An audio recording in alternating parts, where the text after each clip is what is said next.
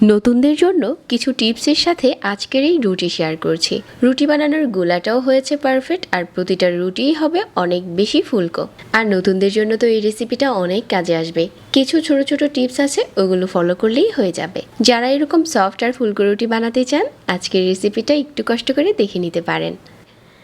আজকের এই রুটি বানানোর জন্য আমি এখানে কাপ দিয়ে মেপে 1 কাপ আটা নিয়েছি, 1 কাপ পানি, 1 চা চামচ রান্নার তেল, আর এখানে নিয়েছি স্বাদ মতো লবণ।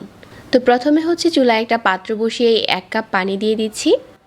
আর পানিটা যখন ফুটতে শুরু করেছে তখন হচ্ছে আমি এখানে লবণ দিয়ে দিচ্ছি, আর হচ্ছে যে 1 চামচ তেল নিয়েছিলাম ওটা দিয়ে দিচ্ছি।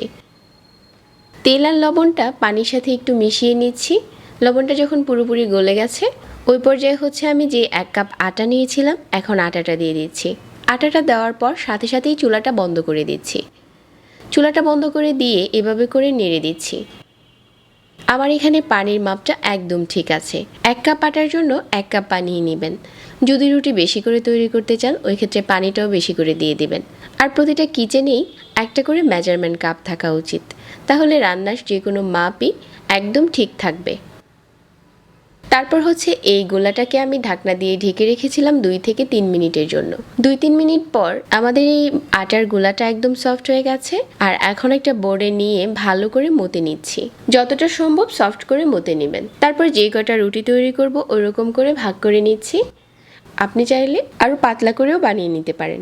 এখান থেকে ছোট একটা ডো নিয়ে উপরে আটা ছড়িয়ে দিয়ে তারপর হচ্ছে রুটিগুলো বেলে নিচ্ছি। তো এখন যদি চান এই বেলে নেওয়া রুটিটা ডিপ ফ্রিজে সংরক্ষণ করতে পারবেন কয়েক মাসের মতো। একবারে বানিয়ে নিলেই হয়ে যাবে। আর যদি মনে করেন যে নর্মাল ফ্রিজে রাখবেন তাহলে 2 থেকে 3 দিন এভাবেই করে বক্সে ভরে রেখে দিতে পারেন। আমি আজকে সবগুলো রুটি একইভাবে বানিয়ে নিচ্ছি।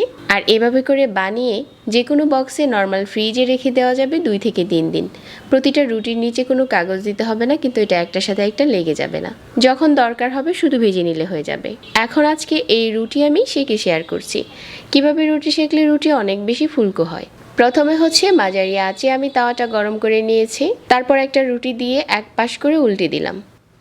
এই এক পাশ উল্টে দিয়ে কিছুক্ষণ অপেক্ষা করছি। তারপরই দেখা যাচ্ছে যে রুটিটা ফুলে উপরে চলে আসছে। মাত্র 2 পাশ উল্টে নিলেই প্রতিটা রুটি এরকম ফুলকো হবে।